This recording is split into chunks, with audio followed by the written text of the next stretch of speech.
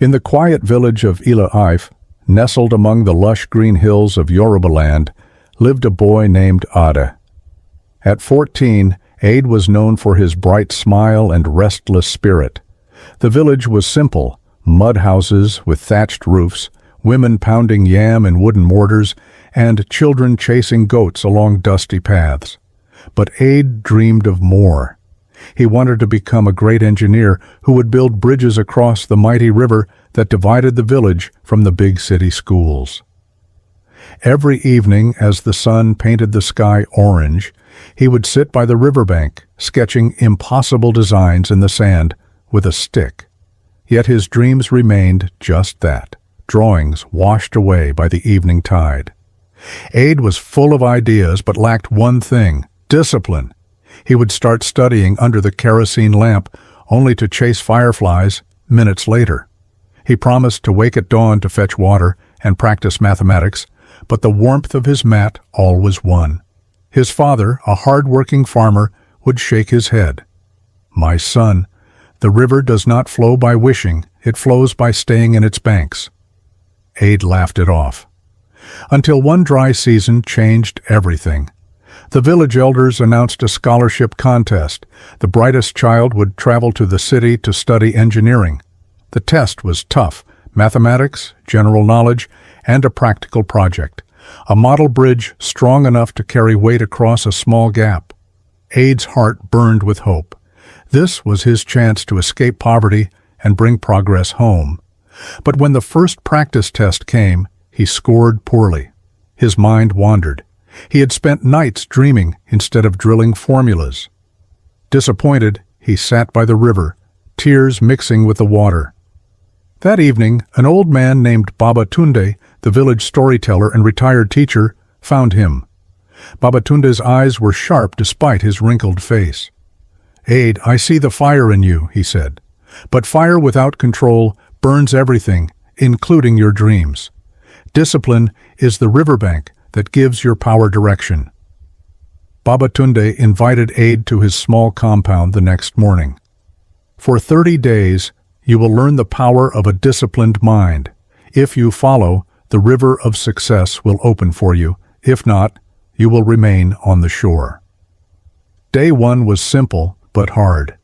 Ade had to wake at 5 a.m., pray and meditate for focus, fetch water without complaint, then study mathematics for 2 uninterrupted hours before farm work. No distractions. When his friends called him to play football, Ade felt the pull. His legs itched to run, but he remembered Baba's words: "Self-control is choosing what you want most over what you want now." He stayed. The first week was torture. His mind rebelled. Thoughts scattered like chickens. He wanted to quit.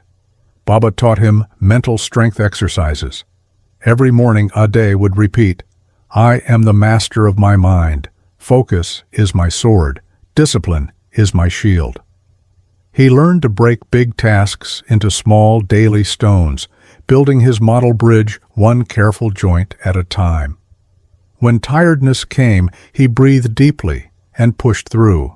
When doubt whispered that village boys never became engineers, he replaced it with action. Slowly, something shifted. His sketches became precise, formulas stuck. His body grew stronger from consistent work, and his mind clearer. Obstacles came like storms. One night, heavy rain flooded his notes. Another day, his best friend mocked him. "Discipline is for old men. Life is short. Enjoy." Ade felt the pull of the old ways, but he had tasted the quiet power of focus. He chose his dream. He rebuilt his notes by firelight.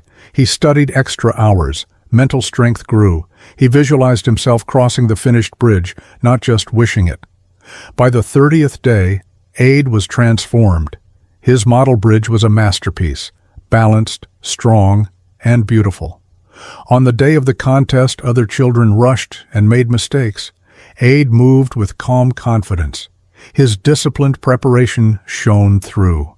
When the results were announced, the elders smiled. "Ade from Ilaif has won." The village cheered as he prepared to leave for the city school. But before he departed, Ade gathered the children under the big Iroko tree. My friends, he said, his voice steady and strong, I was once like the wild river, full of power but going nowhere. Discipline taught me to stay in my banks. Focus sharpened my eyes. Self-control gave me strength when my body wanted to quit. Mental strength helped me defeat doubt and obstacles. Now endless possibilities are open to me. You too can master your mind. Start small. Wake early. Finish what you begin. Say no to distractions.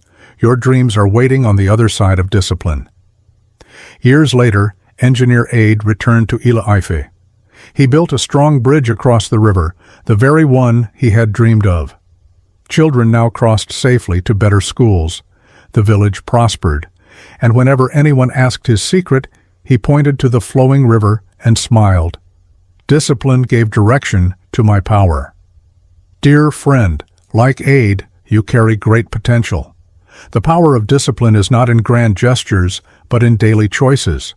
Master your mind by waking with purpose. Build focus by removing distractions.